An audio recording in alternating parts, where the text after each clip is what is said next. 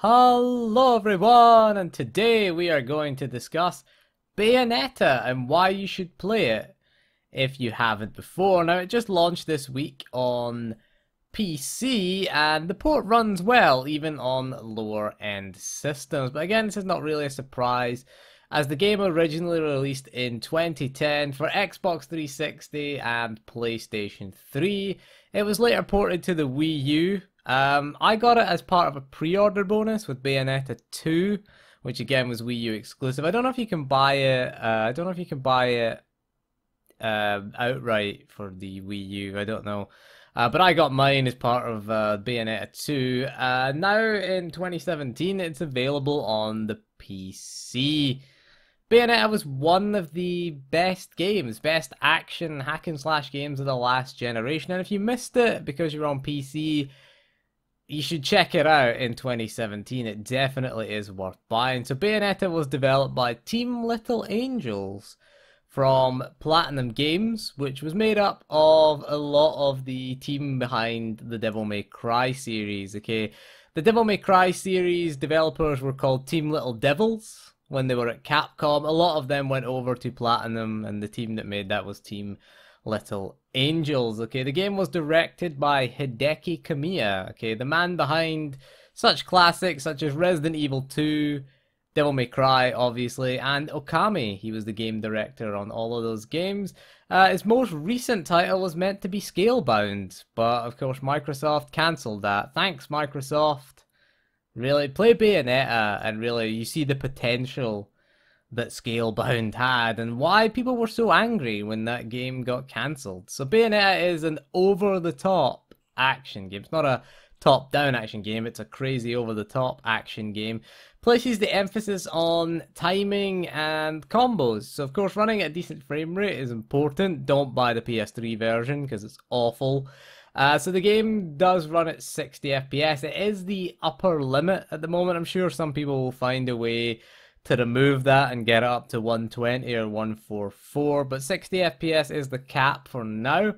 It should be able to maintain that as long as you're running a sort of decent, appropriate resolution. I mean, on my GTX 1070, I was able to get 4K and 60 FPS with everything maxed out except MSAA, which apparently doesn't work.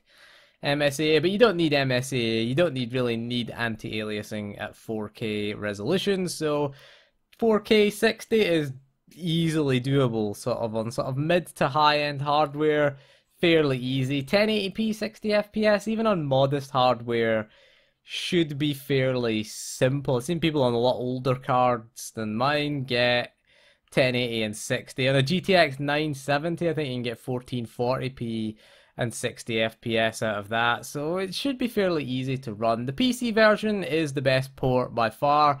The Xbox 360 one, the Xbox 360, PS3 and Wii U targets 720p. The Xbox 360 and the Wii U do hit 60 FPS, but they don't stay there very often. There's often dips below that, and the PS3 version is cinematic, we'll say, 24 FPS. It can't even hit 30 FPS on the PS3. It was awful. I owned the Xbox 360 version and the Wii U version, and now the PC version. So you can see how much I love this game. So if you're a fan of Devil May Cry or any other hack and slash game, then you should check this out, as the gameplay is fairly similar to them. I mean, it is fairly similar. Again, it revolves around you dodging and combos. You've got a light attack, a heavy attack, and a ranged attack. Similar to Devil May Cry, Bayonetta, she quad wields guns, doesn't dual wield. She has guns, both hands have her guns and both legs have guns. She can fire guns from her legs. She is a witch though, and you've got like magical attacks. Her hair, which is also her outfit, can turn into various demons.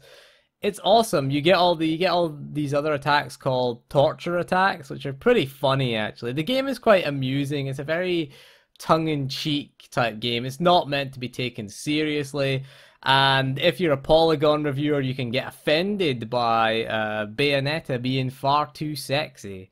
I mean, you can never satisfy these feminists and these social justice warriors. They're never satisfied. First they complain about, you know, every protagonist is a white male and they're pretty bland. And to be honest with you, in that 7th generation when this game came out, most of them were right. I'll be honest with you. Those protagonists were very generic, okay? The 7th gen was one of the worst generations.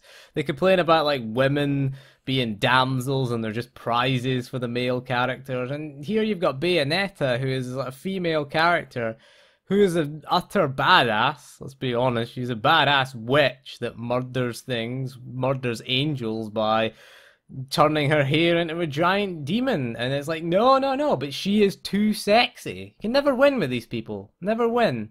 I think, you know, she's using that sort of sexiness, sexuality as a weapon.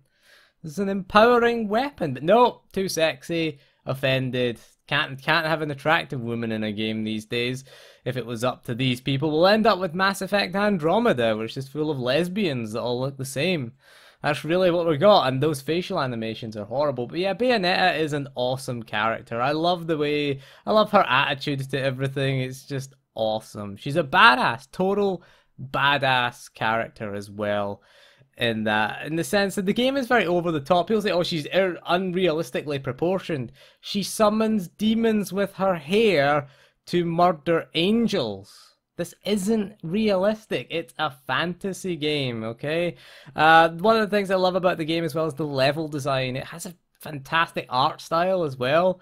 The art is really excellent. The level design is excellent. The Hideki Kamiya games are always crazy, insane, over the top. It's not a game you take seriously. Again, it's not a game that you take. Hell, the game starts with, you know, a guy pissing on the grave of the lead designer, which is Hideki Kamiya. It's really a symbol, really, because that's what Microsoft did to Platinum Games when they cancelled Scalebound. I'm still not going to get over that. I'm never going to get over that because Platinum produced some excellent games. They do produce some duds, but generally when Hideki Kamiya is involved, they're excellent. You know, I don't think Hideki Kamiya has produced a dud game for Platinum.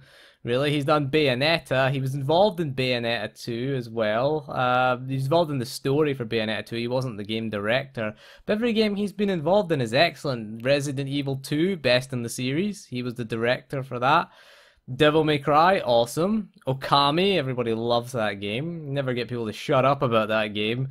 You know, he's did Beautiful Joe as well. There's the director of that. So I wish that they would give him a chance. It's turning into an anti-Microsoft rant now. We'll get back to Bayonetta. But I love the level design. The combat is excellent. Again, it's based around timing, combos. If you dodge at the last minute, you get witch time, which puts the game into slow motion and gives you sort of crazy combos. You can buy combos. You've got weapon upgrades as well that you can buy. Kind of similar in structure to Devil May Cry. Obviously, it's the same director. As well as Resident Evil 4 as well. There's a lot of cues it takes. I love the little subtle references that you get to Resident Evil and Sonic the Hedgehog. There's a lot of Sonic the Hedgehog references. When you kill enemies, they drop halos, which are gold rings, which is a reference to Sonic. That is the main currency. Devil May Cry, of course, was red orbs.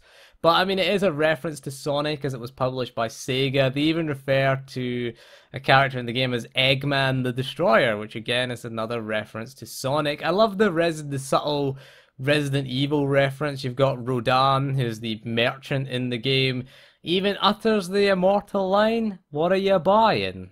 as well. He even utters that. He says he heard it in a video game once. So there you go, a little Resident Evil 4 tribute. You can even buy lollipops. Lollipops give you buffs, and the healing lollipop is the green lollipop. It is referred to as the green herb lollipop. Again, another Resident Evil reference, as healing items in Resident Evil were green herbs. You can pick up like lollipops. For red lollipops buff your damage, you've got yellow lollipops, and you've got other ones that buff certain things. You've got some that turn you immune as well, which is nice. The boss fights as well in Bayonetta, again, they're just over the top and ridiculous. You're going to fight some massive bosses, The only thing I don't like about Bayonetta is the quick time events. That is the only thing. I always seem to fail them the first time because they're very, very specific about when they want you to press the button. Some of them are quite interesting with the torture things, which again are just over the top and ridiculous.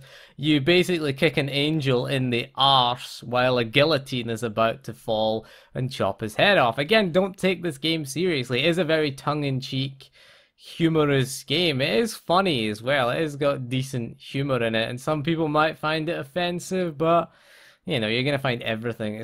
Someone will find everything offensive at some point. You're never gonna get a thing that nobody will ever find offensive. Sad. It is the right to be offended this generation. This has turned into an awful rant now. We've turned this into a rant about non-gaming, but we're going to get back to gaming. But yeah, the music as well. We'll discuss the music of Bayonetta. I think this is arguably my favorite soundtrack of any game series. I think the Bayonetta series is excellent. There's an excellent cover of Fly Me to the Moon, as well as the original soundtrack is amazing. Okay, there's a great Frank Sinatra cover. Several different covers of it. It is like the main subtitle theme song. The Climax edition, it's called. Again, don't take it seriously. This game, again, we're just going to reiterate that. Don't take the game seriously. It is a funny game. I liked that. I mean, it seemed like the developers were having fun with the game, and that's what you want out of a game. But if you're a fan of third-person hack and slash games, check this out. It is one of the best examples out there. I was going to do a full-on sort of review thing on this, but I decided against it. I just wanted to make this video just to say, if you're a PC gamer, check this out. It is definitely a must-own on Steam. You can get it on Steam. I bought mine from Humble, which again was still a Steam key. It's fairly cheap. It's $20 or £15. Quite good for a game that was awesome. If you're a fan of Nier Automata, again, Platinum Games developed game, you should check this out. Now, after they've published Bayonetta, Sega, Platinum, can we have Vanquish now? Please, Sega, Platinum. It's time to do some port begging, and we need Vanquish 4K 60 FPS. I want it. I so want Vanquish now. But anyway, that is all for this video, so thank you for joining me, and we'll see you again soon, and goodbye.